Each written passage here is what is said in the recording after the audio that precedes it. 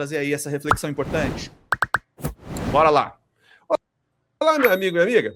Você que acompanha os acontecimentos e analisa os fatos relacionados à estrutura de poder aqui no nosso país, você já percebeu que o Poder Judiciário, especificamente o Supremo Tribunal Federal, está sofrendo ali uma série de flechadas. A questão é por que isso está acontecendo e por que quem está tirando flechas está fazendo uma seleção de quem é o atirador de flecha e onde estão esses alvos também. Eu sempre conversei aqui com vocês, e desde o tempo que eu sempre dei aula, eu sempre fiz críticas ao Poder Judiciário pela função que ele exerce numa sociedade como a nossa. Ele tem uma função conservadora de simplesmente garantir os direitos de quem estabeleceu uma série de leis em benefício próprio, ou seja, elites econômicas, elites empresariais, elites religiosas, elites de vários segmentos que conseguiram colocar na Constituição uma série de dispositivos e também uma série de dispositivos nas leis ordinárias, nas leis complementares. Muitas pessoas perguntam, mas por que não tem uma reforma no Poder Judiciário? Que absurdo é esse? Uma iniquidade aqui, um nepotismo acolá, uma vantagem indevida por ali, uma situação inexplicável por outro canto. Enfim, a razão é muito simples. É porque a iniciativa de fazer algum tipo de projeto de reforma no Poder Judiciário é do próprio Poder Judiciário, por uma razão lógica dentro desse contexto. É que seria uma interferência de um poder, do Poder Legislativo, no Poder Judiciário estabelecer uma série de regras num poder que a Constituição garante que tem uma independência para ter uma harmonia, para cumprir o seu papel junto com os outros poderes. Portanto, a Constituição estabeleceu em 2 artigos, o artigo 93 e o artigo 96 da Constituição. O que o Pedro Doria falou desse negócio? Deixa eu ver aqui. Tem um cara que sempre me manda coisa do Pedro Doria. O que ele falou? Vamos ver. Meio. Pedro Doria... Esculhambar Pedro Doria é meu esporte, né? Ah, não, ele não falou nada. Ih, ele o Pedro Doria acionou o modo Estados Unidos. Que a iniciativa de leis, de projetos de lei, ou até de reforma constitucional, precisa ser encaminhada ou ter uma iniciativa pelo próprio Poder Judiciário. O Supremo Tribunal Federal ele tem uma competência que é privativa, ele não pode delegar essa competência para ninguém. Então, esse debate que está começando a surgir em função de coisas que estão sendo reveladas, que estão sendo expostas, de relações do Poder Judiciário com o poder econômico, empresários, banqueiros, enfim, convescotes, atitudes, fatos que comprovam um desvio ético, um desvio moral, isso tudo tem um aspecto negativo, a princípio, porque desgasta uma série de personagens, desgasta a instituição, coloca tudo numa vala comum, mas, por outro lado, isso pode suscitar um debate também para que haja uma reforma constitucional, uma reforma de leis que digam respeito ao Poder Judiciário. Eu, dando aula, eu sempre conversei com colegas que estavam no Poder Judiciário, que ainda estão no Poder Judiciário, colegas professores, promotores, juízes, embargadores, advogados, gente conhecida. Enfim, nas entrevistas que eu fiz lá nos meus programas no Ministério Público do Rio de Janeiro, Defensoria Pública do Rio de Janeiro, OAB do Rio de Janeiro, enfim, e na TVE também, que eu entrevistei muitas pessoas, eu sempre deixei muito claro que era uma iniquidade, por exemplo, só para dar um fato, né? O Poder Judiciário ter 60 dias de férias aqui no Brasil é uma coisa absurda, uma coisa iníqua. É porque mas o magistrado ele tem um desgaste emocional, ele trabalha muito, ele precisa de 60 dias de férias. Isso sempre foi um absurdo, porque, em regra, os magistrados vendem 30 dias das suas férias, mostrando que o fato não é 60 dias para preservar amplamente a sua capacidade mental, a sua tranquilidade, a sua sanidade mental. Não é para isso. Então, essa é uma grande distorção, sem falar nas emendas de feriados, enfim, nas benesses, de não ter que bater ponto, e de não ter que prestar contas. É um negócio que foge a qualquer regra do normal. Não é por outra razão que lá no México, os mesmos problemas que o Poder Judiciário brasileiro tem, talvez lá tivessem até piores do que aqui, por incrível que pareça, isso motivou uma reforma constitucional que veio junto com a eleição da presidenta do México, a Cláudia Sheinbaum, e eles passaram essa reforma constitucional e lá no México eles estabeleceram um modelo que ainda está em teste, né, porque foi implantado agora, que foi a eleição direta para magistrados de todos os órgãos do México. Para se ter uma ideia, 50% dos funcionários no Poder Judiciário do México inteiro eram de parentes ou estavam preenchidos por parentes de magistrados em todos os níveis, inclusive com aquela história do nepotismo cruzado. O juiz de uma vara pedia para o juiz de outra vara nomear um parente, o da outra vara nomeava na dele, enfim, e todo mundo fingia que não estava vendo nepotismo algum. Então, o que está acontecendo no Brasil está expondo que nós temos aqui no país uma grande iniquidade, uma grande promiscuidade do poder econômico, do poder midiático, de outros poderes da República que andam sempre na penumbra, o poder do grande capital, do financeiro, do financismo, dos banqueiros, dos grupos econômicos, da Faria Lima, enfim. Isso tudo está começando a aparecer. Quem é que pode propor, então, uma reforma no Judiciário? Bom, o presidente do Supremo Tribunal Federal. Aí ele competiria em estabelecer, não um código de conduta, porque aí fica uma coisa interna corporis, né, que poderia ser replicado para outras esferas do Poder Judiciário, enfim, mas deveria haver uma reforma jurídica mesmo, com uma nova lei orgânica da magistratura, uma nova disciplina, inclusive, que fosse racional, que racionalizasse e que retirasse essas iniquidades todas de férias, feriados prolongados. A Justiça do Trabalho, por exemplo, quando tem um feriado, às vezes na sexta-feira, quarta-feira já não está funcionando a Justiça do Trabalho. É como se fosse um feriado preparatório da antivéspera do feriado. Tem algumas situações que acontecem isso, né? Os recessos. Então, não se justifica. E aí o que acontece? Aí o Brasil se tem a discussão que os magistrados trabalham muito, de fato, muitos trabalham muito mesmo, mas são super sobrecarregados, enfim. Olha, são super sobrecarregados. Como é que eles estão em todos os níveis? Toda hora em conversa corte, estão em viagens, estão em seminários, estão nas suas empresas, porque podem ter empresas para dar curso, empresas ligadas ao meio jurídico, né?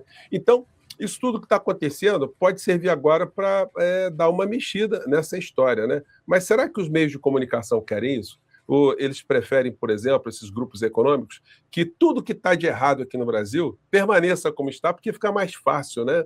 Fica mais fácil chamar um ministro para uma conversa, oferecer uma vantagem, oferecer um espaço, um encontro, e por aí vai, né? E privilegiar, de repente, um parente que tem causas. Teve uma pesquisa outro dia aí no jornal, não lembro qual foi o veículo, que mostrou que pelo menos 1.900 ações que estão no Supremo Tribunal Federal têm conexão com ministros do Supremo, pelo menos com 8 ministros. Como temos 10 ministros, então 8 estariam ali com parentes, pessoas próximas, com algum tipo de ação. Agora, se a imprensa, eles fizeram uma pesquisa sobre parentes de outros ministros que já não estão no Supremo Tribunal Federal, ministros que já deixaram o Supremo Tribunal Federal, que têm escritórios de advocacia e que não só advogam, mas também dão pareceres para grupos econômicos, aí esse número vai ficar multiplicado, né? E se pegar também desembargadores em todos os tribunais de justiça, nos tribunais regionais federais, propriamente na justiça de primeiro grau, se verá que parentes de magistrados estão por todos os lados. A princípio, né, isso não teria nenhum problema você ser um magistrado e ter um parente que advogue, que seja do meio jurídico também, enfim. Agora, o problema é uma pessoa fazer algum tipo de julgamento, um magistrado fazer algum tipo de julgamento, com uma causa em que tem alguma pessoa interessada. Não é por outra razão que o Código de Processo Penal e o Código de Processo Civil têm as causas de impedimento e de suspeição. Mas elas hoje só não estão resolvendo, porque as infrações de ordem moral e ética, elas estão muito grandes. Agora, a questão é, os grandes veículos de comunicação topam fazer um debate aqui no nosso país? Eles topam puxar essa história? Topam que o próprio Poder Judiciário apresente um projeto de reforma no Poder Judiciário? E outra coisa, e os magistrados no Brasil inteiro? Eles topam serem submetidos a uma reforma, a perderem privilégios, a ganharem um salário digno, mas não um salário estratosférico? Então, há uma resistência muito grande dentro do Poder Judiciário que precisa ser vencida, mas com debate, claro, exposto para a sociedade inteira. O magistrado, quando ele entra para a justiça, ele não está ali para ficar rico. Isso não pode ser uma meta, isso não pode ser uma ambição. Enfim, a pessoa tem que ter uma boa remuneração, mas o que acontece é que já existem tantos vícios no Poder Judiciário, tem tanto desembargador rico, tem tanto juiz rico, que isso acaba contaminando até aqueles que entram com um propósito de exercer uma função digna, de ganhar um salário digno. Essas pessoas acabam se sentindo meio bobinhas, né? Porque está todo mundo se dando bem no meio dessa história. Então, quem sabe que o nosso papo aqui também não ajude a movimentar essa discussão, né? Infelizmente, deputados federais e senadores não podem, como disse a vocês, apresentar projetos de lei para que se altere o Poder Judiciário, né? Bom, isso a gente vai discutir outras vezes. Eu estou levantando essa lebre aqui porque você está analisando, com certeza, as coisas que estão acontecendo no Brasil, e as notícias são essa aqui. Ó. Não vou cruzar os braços, doa quem doer, diz Fachin, após defender Toffoli. Então, ministro Fachin, está na hora... Edson, bom dia. Estive ausente das lives por muito tempo, tentando retornar. Abraço a todos. Seja bem-vindo, querido. Deixa eu tirar o gadinho aqui. Vamos lá, turma! Vamos andando dos R$5, R$10, gente. A gente precisa muito da ajuda de vocês. Aliás, cadê o Nicolas nessa história? Pois é. Lembrando que o nome dele estava no celular do Vorcaro. Ali, Emerson, esses debates precisam estar na boca da população, não banheiro unissex ou aborto. Cara, eu acho que a questão da liberdade sexual não tem nada a ver com isso, né? Mas é a visão do José. Eu não vou transformar isso num debate também. Mas sim, a gente tem que conversar sobre as questões de classe, sem dúvida nenhuma. Vamos, gente, 140 faltando. Obrigado, Emerson, querido, pela ajuda. Vamos lá, meus caros, minhas caras, bora. Vou levantar essa bola, né? Vamos discutir um projeto. O senhor não pede a colaboração do Poder Legislativo, de entidades, para estabelecer da própria Associação de Magistrados Brasileiros, para apresentar um projeto de lei de reforma do Judiciário, mas seja uma coisa digna, uma coisa decente, uma coisa racional, né? Porque, senão... Olha, no futuro a gente pode ter uma reforma do Poder Judiciário que seja absolutamente radical, inclusive com eleição direta, né? Quem sabe a história lá do México não dê certo e sirva como farol para o planeta inteiro, né? Estamos observando. O encontro de Moraes com o presidente do BRB na mansão de Vorcaro, do Master. Vídeo. Você vê essa matéria aqui, eles dizem que tem um vídeo, né? Só que não tem vídeo nenhum.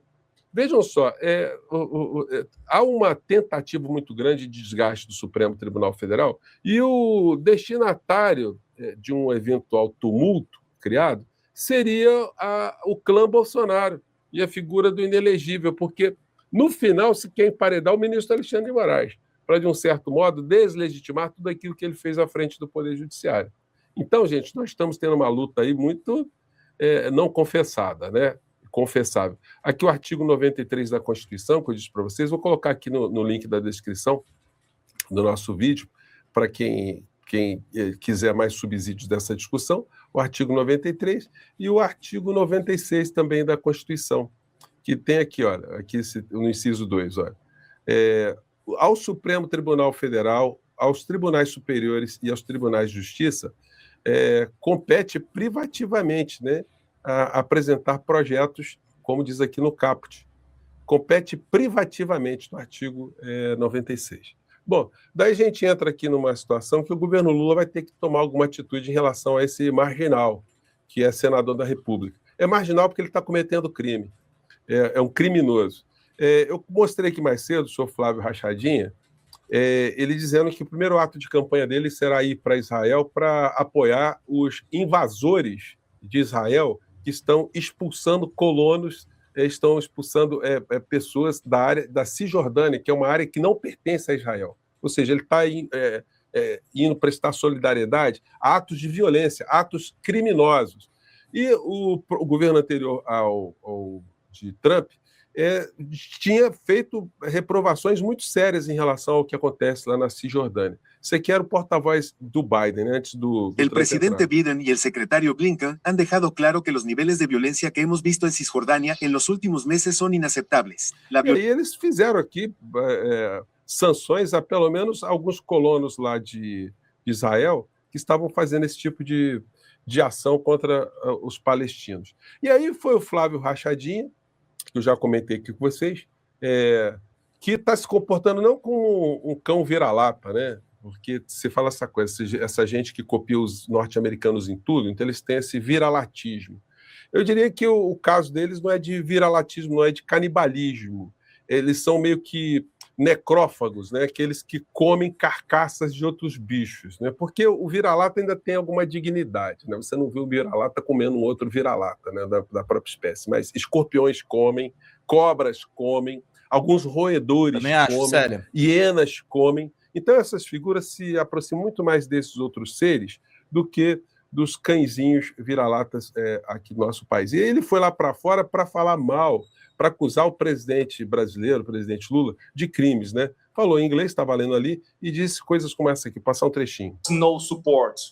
There was silence, and in some cases, support for terror. Sadly, Brazil became one Ele está dizendo que o Brasil dá suporte ao terrorismo. Of those cases.